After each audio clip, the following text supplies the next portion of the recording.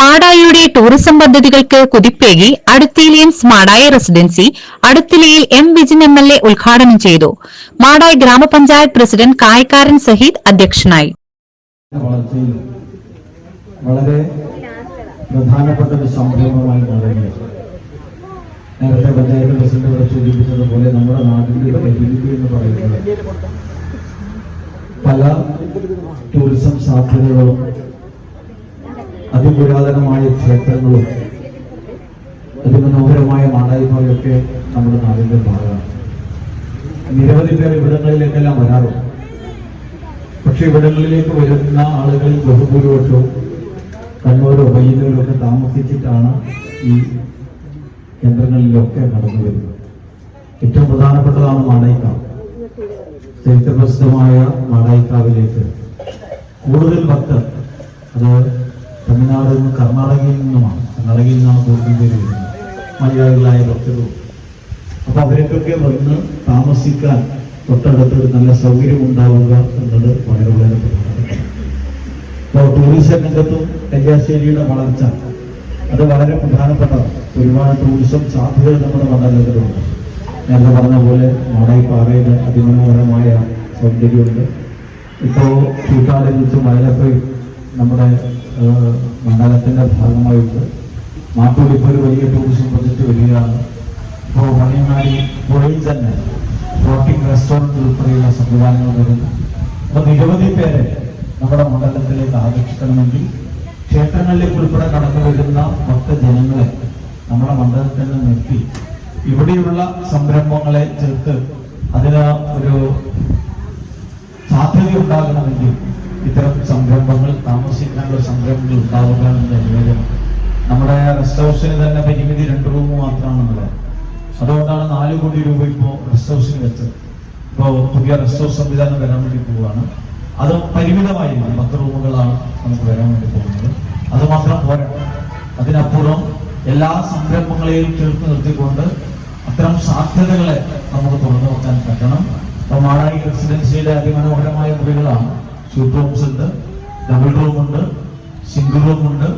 കുറച്ച് ദീർഘകാലത്തേക്ക് ഒരു താമസം ആഗ്രഹിക്കുന്നവർക്ക് കിച്ചൺ ഫെസിലിറ്റി ഉൾപ്പെടെ നൽകിക്കൊണ്ടാണ് അതിമനോഹരമായ മാടായി റെസിഡൻസിയുടെ സംരംഭം എന്ന നിലയിലുള്ള പ്രവർത്തനം ഇവിടെ ആരംഭിക്കുന്നത്. നമുക്ക് ഏതൊരു സംരംഭത്തിന്റെ വിജയം എന്ന് പറയുന്ന നാടിന്റെ പിന്തുണയാണ്. ഇതിൽ ഏറ്റവും പ്രധാനപ്പെട്ടത് നമ്മുടെ ജനങ്ങൾ മൗത്ത് പബ്ലിസിറ്റി നടത്തുന്നതാണ് ഏറ്റവും പ്രധാനപ്പെട്ടത്. അത് കഴിഞ്ഞിട്ടേ ഉള്ളൂ സോഷ്യൽ മീഡിയ ഉൾപ്പെടെയുള്ളൂ. സോഷ്യൽ മീഡിയയുടെ സാധ്യതകളെ നമുക്ക് ഉപയോഗപ്പെടുത്തണം. അതോടൊപ്പം തന്നെ നമ്മുടെ ക്ഷേത്രങ്ങളെല്ലാം ഇതിനെ കത്തുകൊടുത്ത് അവിടെയെല്ലാം ഇതിന്റെ സാധ്യതകളെ നമുക്ക് എത്തിക്കാൻ പറ്റണം. ടൂറിസം സ്പോട്ടുകളിലെല്ലാം ഇതിന്റെ സാധ്യതകളെ എത്തിക്കാൻ വേണ്ടി പറ്റും. അങ്ങനെ ഒരു വലിയ വിജയമായി ഇത് ഏതെങ്കിലും ഒരു സംരംഭങ്ങളുടെ വിജയം മാത്രമല്ല, നാടിൽ തന്നെ വലിയ ഇൻവെസ്റ്റ്മെന്റ് ആകുന്ന ഒരു സംരംഭത്തിന് കൂടിയാണ് മാടായി റെസിഡൻസി ഇന്നിവിടെ തുടക്കം കുറിക്കുന്നത്. തീർച്ചയായും മണ്ഡലത്തിന്റെ MLA എന്ന രീതിയിൽ എന്റെ എല്ലാ പിന്തുണയും ഈ സംരംഭത്തിന് ഉണ്ടാകും. ഏതായാലും നമുക്ക് ചേർന്ന് നിന്നുകൊണ്ട് ഈ സംരംഭത്തിന് പിന്തുണ കൊടുക്കാം. ഒരു വലിയ സംവിധാനത്തിലേക്ക് ഇപ്പോ നമ്മുടെ തൊട്ടടുത്താണ് മാടായി ബാങ്ക് ഓഡിറ്റോറിയം ഉൾപ്പെടെ. ഓഡിറ്റോറിയത്തിലൊക്കെ ഇപ്പൊ ദൂരത്ത് ആളുകൾ വന്നിട്ടുള്ള കല്യാണങ്ങൾ നടക്കുന്നുണ്ട്. അവർക്കിപ്പോ റൂംസ് ആവശ്യമുണ്ട്. അപ്പൊ അത്തരം ഘട്ടങ്ങളിലെല്ലാം നമുക്ക് ഇത്തരം സാധ്യതകളെ അവർക്കൊക്കെ നൽകാൻ പറ്റും. തൊട്ടടുത്താണ് ഞാൻ നേരത്തെ പറഞ്ഞ മാടായിക്കാവ് ഉൾപ്പെടെ നമ്മുടെ ടൂറിസം കേന്ദ്രങ്ങൾ ഉൾപ്പെടെ ചെറുകുന്ന് അന്നപൂർണേശ്വരി ക്ഷേത്രം, അങ്ങനെ വിവിധമായ സാധ്യതകളുണ്ട്. ആ സാധ്യതകളെയെല്ലാം നമുക്ക് ഉപയോഗപ്പെടുത്താം. കല്യാശ്ശേരി മണ്ഡലത്തിലാക്കി നടന്നുകൊണ്ടിരിക്കുന്ന ടൂറിസം പദ്ധതികളെ കൂട്ടിയോജിപ്പിച്ചുകൊണ്ട് പ്രവർത്തനങ്ങൾ നടന്നുവരുന്നതിനിടയിലാണ് അടുത്തല കേന്ദ്രീകരിച്ച് പ്ലാത്ര പഴയങ്ങാടി റോഡരികിൽ ആധുനിക സൗകര്യങ്ങളോടെ അടുത്തലിയൻസ് മാടായി റെസിഡൻസ് പ്രവർത്തനം ആരംഭിച്ചത്. പ്രദേശത്തെ പരമ്പരാഗത മേഖലകളെയും പ്രകൃതിയെയും വിശ്വാസങ്ങളെയും വിനോദങ്ങളെയും എല്ലാം ഉൾക്കൊള്ളിച്ച് പുതിയ ടൂറിസം പാക്കേജുകൾ ഉൾപ്പെടെ നടപ്പിലാക്കാനുള്ള ഒരുക്കത്തിലാണ് ഇതിൻ്റെ സംഘാടകർ. സ്വദേശികളും വിദേശികളുമായ സഞ്ചാരികൾക്ക് താമസിക്കാനുള്ള ഒരിടം, പിന്നെ അവർക്ക് ചില പ്രദേശങ്ങളിൽ സന്ദർശിക്കാനുള്ള ഒരു അവസരം, ഇപ്പോൾ പാക്കേജ് ടൂറൊക്കെ ഞങ്ങൾ ഇതിൻ്റെ ഭാഗമായിട്ട് ആലോചിക്കുന്നുണ്ട്. അപ്പോൾ ഇവിടെയൊന്നും ഇത്ര സൗകര്യപ്രദമായൊരു സ്ഥലം ഇല്ല എന്നാണ് മനസ്സിലാക്കുന്നത്. അപ്പോൾ നമ്മളിത് ഉദാഹരണം വെച്ചാൽ ഉത്തരവാദിത്ത ടൂറിസം മിഷൻ്റെ റിസോഴ്സ് പേഴ്സൺ കൂടിയാണ് ഞാൻ.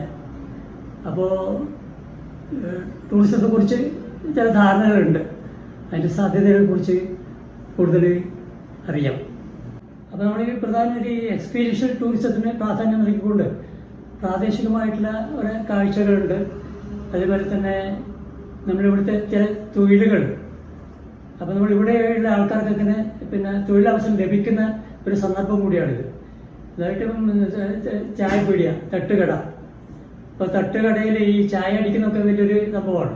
മീറ്റർ ചായയൊക്കെ അടിക്കുന്നത് അതൊക്കെ വിദേശികളായ ടൂറിസ്റ്റുകൾക്ക് വളരെ ആകർഷകരമായിട്ടുള്ള കാര്യമാണ്.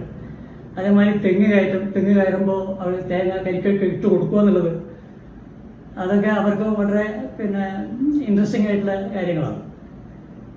അതുമാതിരി തന്നെ ഈ ഓട്ടോറിക്ഷ തൊഴിലാളികൾക്ക്, ടാക്സി ഡ്രൈവർമാർക്ക് ഒക്കെ ജോലി സാധ്യതകളുണ്ട്. അപ്പോൾ അതൊക്കെയാണ് ഇതുകൊണ്ട് ഉദ്ദേശിക്കുന്നത്. കുറേ പിന്നെ നാട്ടുകാർക്ക് തൊഴിൽ കിട്ടുന്ന ഒരവസരം കൂടി സൃഷ്ടിക്കുക, പ്രാദേശികമായിട്ടുള്ള വികസനത്തിന് ആക്കം കൂട്ടുന്ന രീതിയിൽ പ്രവർത്തിക്കാൻ കഴിയും എന്നാണ് വിശ്വാസം. നമ്മുടെ നാട് എന്ന് പറയുന്നത് ഒരുപാട് ടൂറിസം മേഖല, അതായത് ടൂറിസം സ്പോട്ടുകളുള്ള ഒരു നാടാണ്. ശരിക്കും പറഞ്ഞാൽ നമ്മളെ മറ്റു പല ആൾക്കാർക്കും ഇതിനെക്കുറിച്ച് വലിയ അറിവില്ല എന്നുള്ളതാണ് എനിക്ക് തോന്നുന്നത്. അറിവില്ല എന്ന് വെച്ച് കഴിഞ്ഞാൽ നമ്മളെ സ്ഥലങ്ങളെക്കുറിച്ച് അറിയില്ല മറ്റു നാട്ടുകാർക്ക്.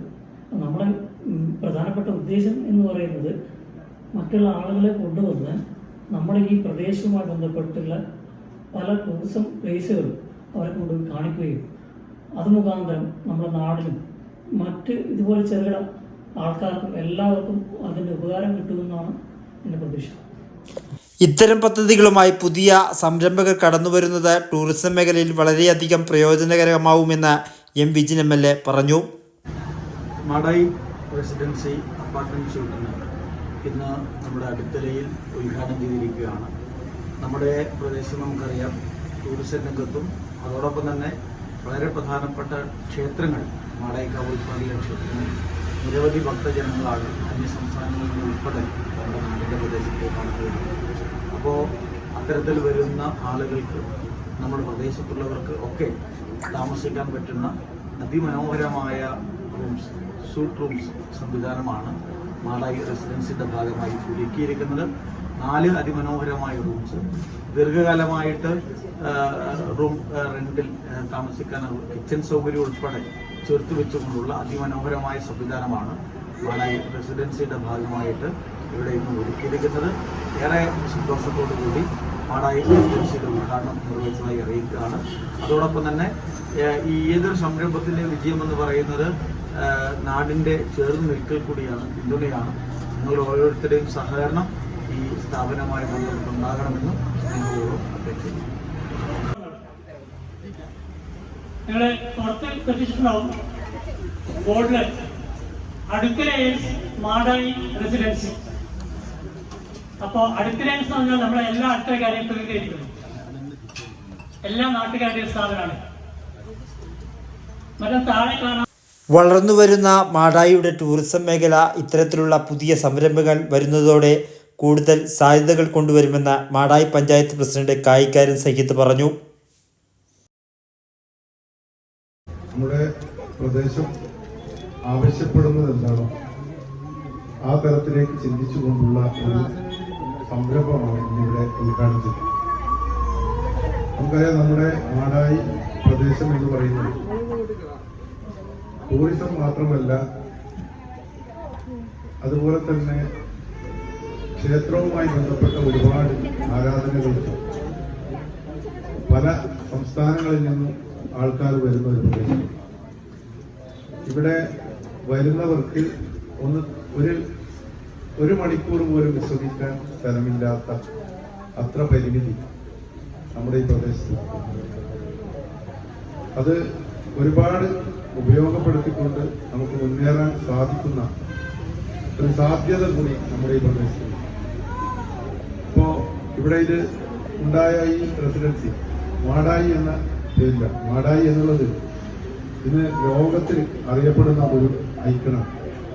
അപ്പോൾ ആ മാടായി റെസിഡൻസി എന്ന് പറയുമ്പോൾ തന്നെ അത് ഈ മാടായിയുടെ ടൂറിസത്തെ അടുത്തലയിൽ നടന്ന ഉദ്ഘാടന ചടങ്ങിൽ സംരംഭകരായ PV Radhakrishnan master, Deep Chand R എന്നിവരും ഏഴം MD E Venu, SP Sreedharan, NP Vikas തുടങ്ങിയവരും സംസാരിച്ചു.